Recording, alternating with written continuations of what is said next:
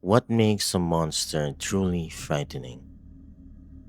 Usually, horror stories answer that question in a simple way. The creature appears, people panic, reality is shattered, and survival becomes the focus. But the Sinking City approaches horror differently. In Oakmont, the monsters have existed long enough that people are beginning to treat them as normal. And that idea is far more disturbing than any jump scare. Fish like citizens walk through flooded streets, hallucinations interrupt ordinary conversations, corpses lie abandoned in alleyways. Yet, stores still open, police still investigate crimes, people still argue about politics, class, and money. Life continues. That is the true horror of the sinking city. Not the arrival of cosmic terror, but humanity's ability to adapt to it. I am Existential Thinker, and today we're exploring how the sinking city creates dread through normalization and why the quiet acceptance of the impossible makes Oakmont one of the most unsettling Lovecraftian settings in gaming. Welcome to the proud city of Oakmont. Alas, now is not its finest hour, though it is its most important. Traditional horror depends on fear of the unknown. The monster is terrifying because it disrupts reality. People scream, society collapses. Characters desperately try to survive something they cannot understand. But Oakmont is different. The supernatural has lingered long enough that people are beginning to organize their lives around it, and that changes the nature of horror completely. The citizens of Oakmont no longer react to cosmic abnormalities with pure shock. Instead, they react with exhaustion, resignation, routine. A shopkeeper may casually mention monsters in the streets the same way someone talks about bad weather. Citizens discuss disappearances and hallucinations as everyday concerns. Violence and madness becomes expected parts of urban life. The terrifying part is not that horrific things exist. The terrifying part is that people are getting used to them. This reflects one of the core ideas found in the works of H.P. Lovecraft. Lovecraft's stories often suggest that reality is fragile and that humanity is insignificant within a universe ruled by incomprehensible forces. But the sinking city asks an even more uncomfortable question. What happens after people stop resisting the realization? What happens when cosmic horror becomes ordinary?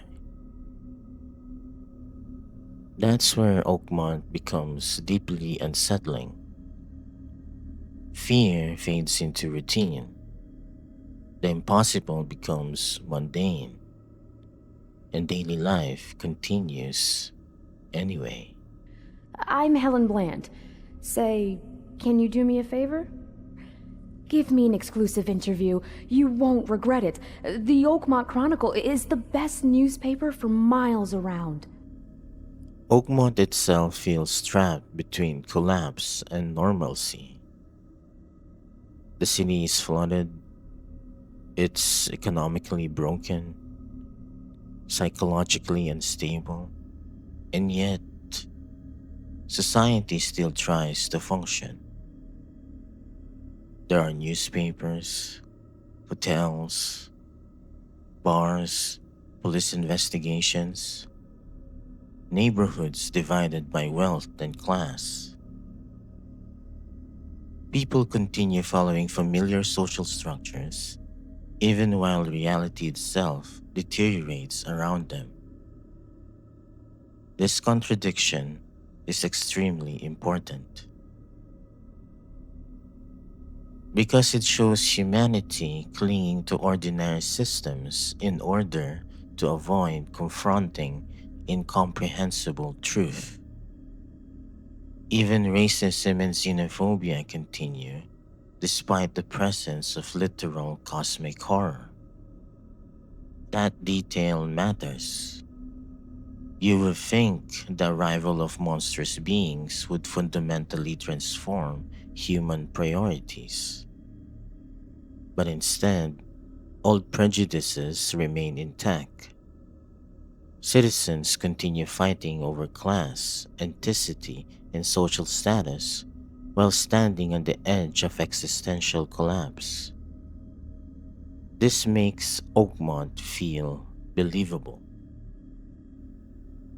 Human beings historically normalize disaster. War becomes routine. Corruption becomes expected. Violence becomes background noise. And the sinking city applies that same psychological process to Lovecraftian horror. The apocalypse does not arrive all at once. It settles into infrastructure, into politics, into conversation, into habit. Oakmont becomes a portrait of collective denial. Society continues moving because stopping would mean admitting that the world no longer makes sense. Albert's disappearance is the work of Innsmouthers, mark my words. I take it you're not the biggest fan of these Innsmouthers. Those fish-faced freaks have overrun this city since the police burned Innsmouth to the ground. One of the most clearest examples of normalization is the treatment of Innsmouthers. These characters are inspired by Lovecraft's story, The Shadow over Innsmouth.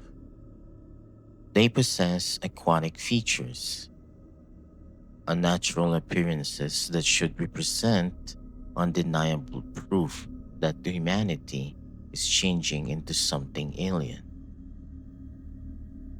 In most horror stories, their existence would trigger mass panic. But in Oakmont, they become socially categorized. People discriminate against them. Others tolerate them. Entire communities form around them. Their existence becomes political instead of spiritually catastrophic. And that is profoundly disturbing. Because it means humanity has already begun absorbing the abnormal into everyday social structures. The horror is no longer the first sight of the creature. The horror is watching society bureaucratize the impossible. The Innsmouthers stop being existential revelations.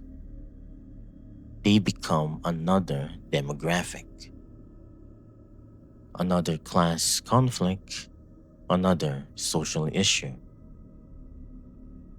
That transformation feels deeply Lovecraftian because it reflects humanity's tendency to normalize even the unimaginable.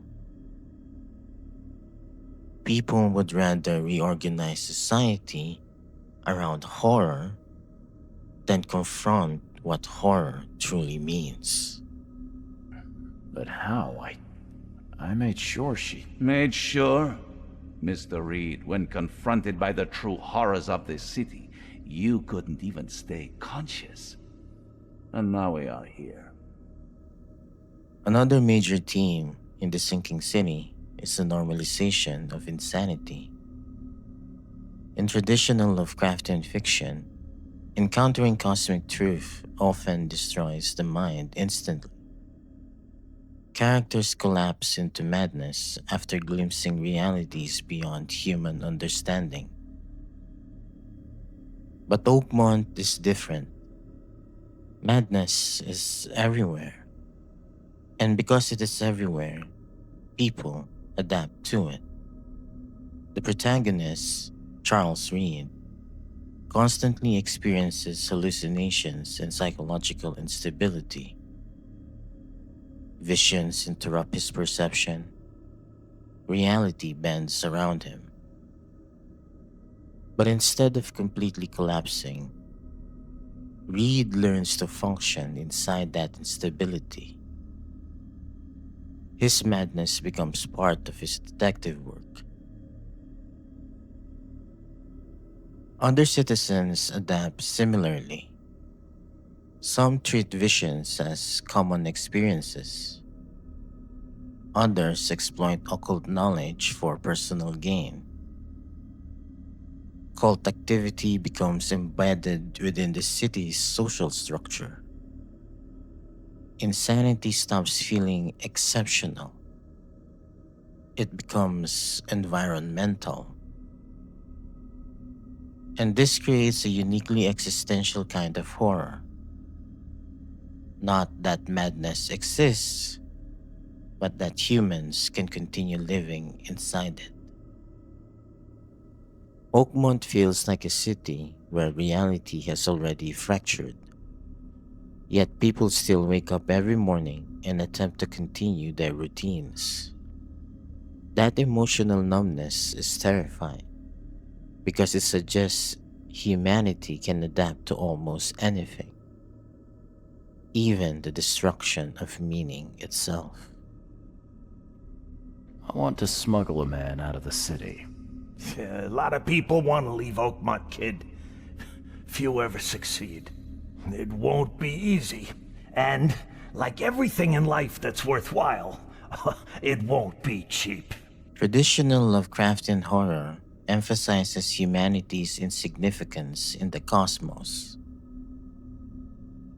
Human beings are powerless against ancient entities and incomprehensible truths. But the Sinking City expands this idea. It asks what happens after humanity has already lost. Oakmont is not a city fighting cosmic corruption. It is a city coexisting with it. And that changes the atmosphere entirely. The apocalypse does not arrive as a dramatic event. Instead, it slowly merges into ordinary life. Buildings decay gradually. Citizens become emotionally exhausted. Institutions lose moral authority. Violence becomes expected. Morality becomes flexible under pressure. Cosmic horror transforms into civic horror. The terror is no longer just ancient gods or monstrous creatures. The terror is watching an entire society slowly reshape itself around corruption. Oakmont feels less like a city under attack and more like a civilization evolving into something alien without fully realizing it. And that quiet transformation is what makes the setting so effective. Because it feels plausible. Human beings adapt. That is one of our greatest strengths.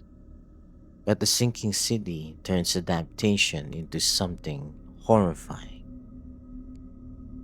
The game suggests that humanity's ability to normalize suffering, madness, and corruption may ultimately be more disturbing than the monsters themselves. I want none of this to be real. To wake up in my bed in Boston, eat real food, drink good coffee, and forget it all. What makes the sinking city such an effective Lovecraftian experience is not simply the presence of monsters, it is the normalization of them. Oakmont's citizens continue living amid cosmic collapse. They build routines around insanity. They absorb horror into politics, class systems, prejudice, and everyday life. And that creates a deeply unsettling realization. There may never be a return to normal. The city does not resist corruption, it adapts to it. It is slow acceptance, the gradual moment when humanity stops asking whether the world still makes sense and simply learns to live without meaning. And in the sinking city, that process has already begun. Modern games had always been a hit or miss when it comes to emulating games from the 90s, but Evil Tonight takes the genre in a different level by being spiritually connected to Alundra. I am Existential Thinker. Thanks for watching.